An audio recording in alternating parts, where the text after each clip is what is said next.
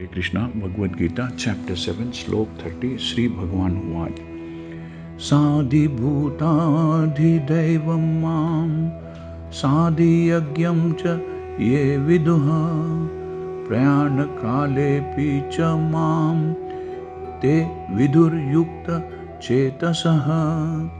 इस श्लोक में श्री कृष्ण भगवान कहते हैं कि जो मुझ परमेश्वर को मेरी पूर्ण चेतना में रहकर मुझे जगत का, देवताओं का तथा सारी यज्ञ विधियों का नियामक जानते हैं, वे अपनी मृत्यु के समय भी मुझ भगवान को जान और समझ सकते हैं। Lord Krishna says, those who know me as the supreme Lord, as the governing principle of the material manifestation, who knows me as the one underlying all the demigods and as the one sustaining all sacrifices, can with steadfast mind understand and know me even at the time of death. Krishna भावनामृत में कर्म करने वाला मनुष्य कभी भी भगवान को पूर्णतया समझने के पथ से विचलित नहीं होता है। Persons acting in Krishna consciousness are never entirely deviated from the path of understanding the Supreme Personality of Godhead. Krishna भावनामृत के दिव्य सानिध्य से मनुष्य यह समझ सकता है कि भगवान किस तरह भौतिक जगत तथा देवताओं तक के नियामक है। In the transcendental association of Krishna consciousness, one can understand how the Supreme Lord is the governing principle of the material manifestation and even of the demigods. धीरे धीरे ऐसी दिव्य संगति से, ऐसे ट्रांसेंडेंटल एसोसिएशन से मनुष्य का भगवान में विश्वास बढ़ता है अतः मृत्यु के समय ऐसा कृष्ण भावना भावित व्यक्ति कृष्ण को कभी भुला नहीं पाता अतः वह सहज ही आसानी से भगवत धाम गोलोक वृंदावन को प्राप्त होता है। यह 7वां अध्याय विशेष रूप से बताता है कि कोई किस प्रकार से पूर्णता कृष्ण भावना भावित हो सकता है। This 7th chapter particularly explains how one can become a fully Krishna conscious person. Krishna भावना का शुभ आरंभ ऐसे व्यक्तियों के सानिध्य से होता है जो कृष्ण भावना भावित होते हैं। The beginning of Krishna consciousness is association of persons who are Krishna consciousness. ऐसा सानिध्य आध्यात्मिक होता है और इससे मनुष्य प्रत्यक्ष भगवान के संसर्ग में आता है और भगवत कृपा से वह कृष्ण को भगवान समझ सकता है। Such association is spiritual and puts one directly in touch with the Supreme Lord, and by His grace one can understand Krishna to be the Supreme God. साथ ही वह जीव के वास्तविक स्वरूप को समझ सकता है और यह समझ सकता है कि किस प्रकार जीव कृष्ण को भुलाकर भौतिक कार्यों में उलझ गया है।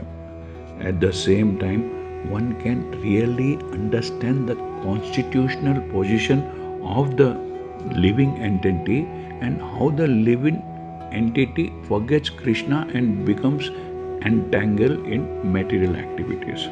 शुद्ध भक्तों की संगति में रहने से कृष्ण भावना के क्रमिक धीरे धीरे विकास से जीव यह समझ सकता है कि किस प्रकार कृष्ण को बुलाने से वह प्रकृति के नियमों द्वारा बद्ध हुआ है। By gradual development of Krishna consciousness in association of pure devotees, the living entity can understand that due to forgetfulness of Krishna, he has become conditioned by the laws of material nature. वह यह भी समझ सकता है कि यह मनुष्य जीवन कृष्ण भावनामृत को फिर से प्राप्त करने के लिए मिला है अतः इसका सही उपयोग परमेश्वर की हेतु की कृपा प्राप्त करने के लिए ही करना चाहिए। He can also understand that this human form of life is an opportunity to regain Krishna consciousness and that it should be fully utilized to attain the causeless mercy of the Supreme Lord.